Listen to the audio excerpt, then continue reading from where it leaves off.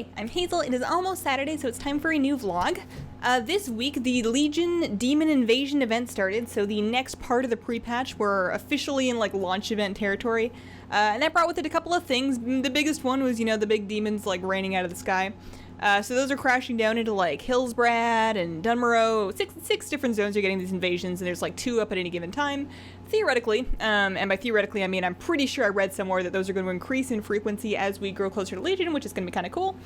And, yeah, so this is the 3rd launch event I've done, because I started playing in Wrath, so I saw the launch events for Kata, for Mop, and then for WAD. And, actually, the Demon Invasions aren't the only thing going on. There's, like, a Dreadlord thing that I haven't touched because I click off the buff because I get really scared every time it happens to me. And then the Broken Shore, of course. But yeah, I've seen three launch events. I barely remember Cataclysm, to be honest with you. I feel like there were elementals in Orgrimmar because I was Horde at the time, so I remember fighting some elementals in Orgrimmar. They weren't that scary. They were just kind of there. And then for WAD was like the most underwhelming launch event. Like, you went to the Blasted Lands and you fought some orcs, and they were like, hooray! Alright, now go home and wait for more orcs. And that was fine. But that was pretty underwhelming. So this one, I have to say, it's probably the most immersive launch event. Like, I didn't really think that the Demon Invasion, I kind of thought it was going to be like the Elemental Invasion was, and I didn't really see how putting it in the world would make it any better. But having actually played it, it feels very cool. Like, the art of these, like, spires and, like, the big fell ship that's, like, spewing fell everywhere, and, like, the structures that get erected the demons are pouring out of, like, those are very, very good looking. And it really looks like your world is being threatened by a huge outside force, and you actually feel like you're taking part in pushing them back, at least a little bit, when you participate in these events. And then there's, like, some cool stuff to get for it. I'm farming shards just because I want to have access to all the transmog sets. I don't like any of them. The Fel-Infused sets, I'm not really a big fan of any of them, but I want to have them just to have them, because who knows if they're going to be available again after this. And then the Felbat Pup. I am weirdly attached to my Felbat Pup. Usually when a new pet comes out, I, like, get it, and then I level it, and then I'm like, okay, and then I'll usually take a look at the moves, and then I'll be like, alright, that's that, and then I have it. And that's kind of it. Maybe I'll have it out for like a day. But my Felbat Pup, I named him Scraw, and he's just been, like, following me around everywhere. I mean, when I made my Demon Hunter, obviously I had to have my Felbat Pup out because he would just kind of fit and he matched. But now he's just been kind of following me around because he's like he's like a weird looking bat. He's, like, kind of derpy. He's a little thicker than some of the bats, and for whatever reason that makes him super cute to me, so pretty happy with my Felbat Pup. Speaking of Demon Hunters, I started my Demon Hunter. Her name is Hazefel, which I thought was very clever. My entire guild, it's like a thing, making Demon Hunters with, like, weird punny names. We've got, in our guild, we have, like, an Illadankadin, we have an Illadat Boy, we have an Illadamson, because these people are all very clever and original. Illadat Boy did make me laugh a little bit. Yeah, so maybe Demon Hunter. She's Havoc. Right, that's the tank. That's the damage one, right? I always get confused because Vengeance sounds like a very damagey word. So the fact that Vengeance is the tanking spec always threw me off a little bit.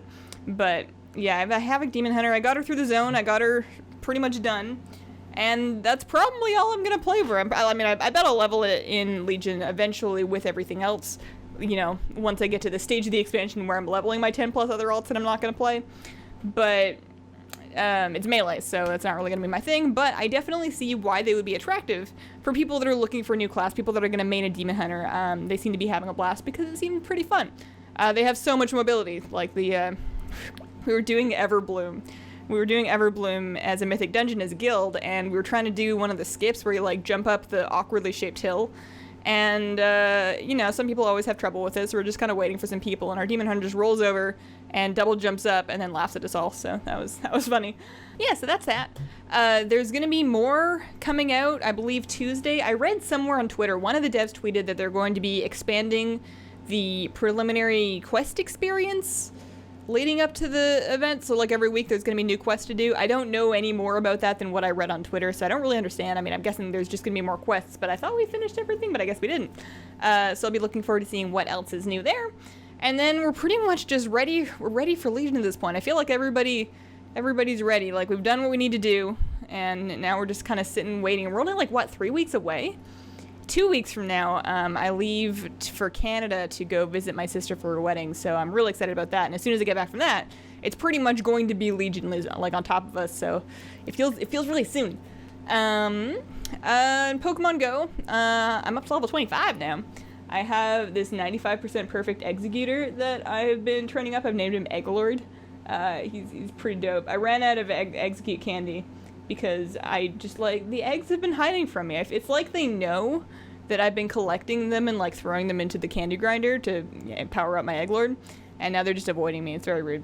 So that's that. They're rolling out a new tracking system. So everybody got the new tracking system that has little grass behind the sightings. That one is better than what we had before, just because, well, what we had very recently before, just because things clear off the list if you either outrange them or if they despawn. So if you do see something on that nearby tracking list that has a little grass behind it, it means it's somewhere within like 200 meters of you. And if you're familiar with the area and you know where Pokemon tend to spawn, it's usually pretty easy to figure out where it is.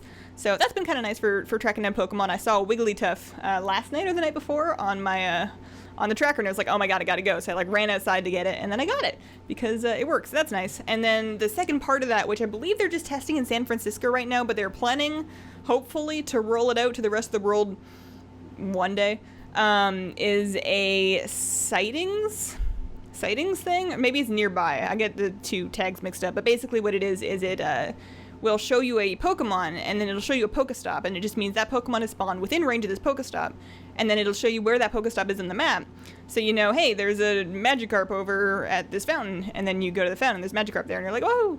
That doesn't help people very much if they don't have very many Pokestops, but I'm lucky enough to live in a place.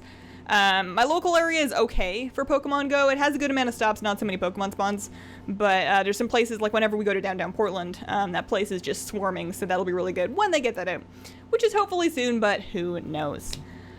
So, questions this week. Sofluke, no idea how to say that, says, hey Hazel, love your videos.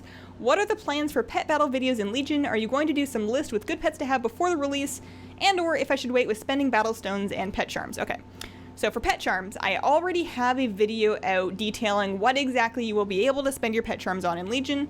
There are some new pets, there is one new toy, and then basically if you have enough pet charms to get everything on that, then you can use the rest of the pet charms for anything you like. It doesn't look like they're adding anything new to that vendor, and it doesn't look like, aside from that vendor, there's any use for pet charms, aside from what you can already buy from them. So the vendors that are in the garrison now that sell stuff for pet charms, you know, the upgrade stones and biscuits and whatever else. So she's going to be in Dalaran as well. So yeah, save enough pet charms to get the new stuff, at least the new pets. The toy's kind of expensive. You have to decide for yourself if you want it. And then after that, you go nuts on that. But as far as a video list of good pets to have before Legion, I am going to do that, and I'm going to do my very best to have it out before Legion. So basically what that's going to be, though, is I'm going to look through all of the video guides that I'm doing of the new Legion dailies. So there's like 30 odd different pet battle world quests that can pop up. On any given day you're going to have access to 3 of them. And you'll notice over the past couple of weeks I've been just like pushing out a bunch of videos of strategies for all of these different fights.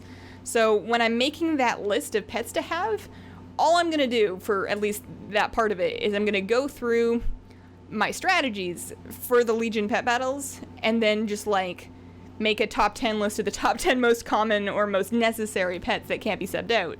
So if you don't want to wait for me to get my shit together and get that video out, you can always skim through those videos.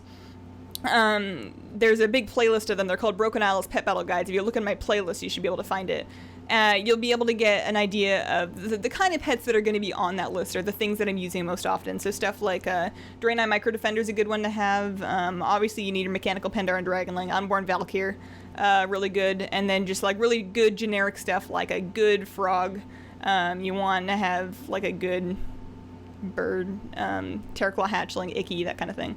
So yeah, that's a good place to start. But I am going to try to get a list together of stuff that you want to, like a starter pet pack for the Legion pet battles. So that has been my week. If any of you have any questions you would like answered on a vlog, just leave them as comments on the most recent vlog. This is going to be a little bit of a short one just because I need to get my window open again. I have the curtains over the window blocked so that the lighting in here is somewhat okay, because the light is like beaming in that window and it makes me look like a ghost. So I have the curtains closed over that, but with the curtains closed over that, they're also closed over the AC, which means I can feel the temperature rising in here with every passing second, and I'm starting to get kind of sweaty, so I'm gonna go. Like I said, questions, leave them in the comments, and I hope you guys have a wonderful, wonderful day.